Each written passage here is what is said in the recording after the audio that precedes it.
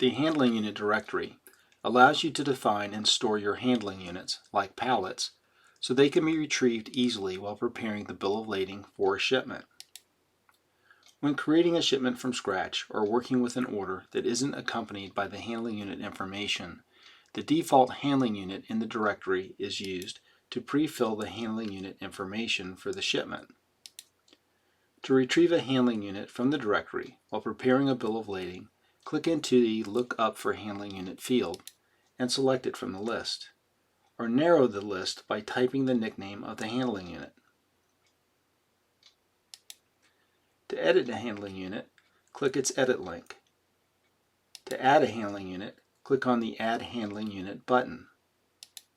Enter or edit the information about the handling unit and click Save at the bottom of the page. Now you'll be able to retrieve the handling unit the next time you are preparing a bill of lading.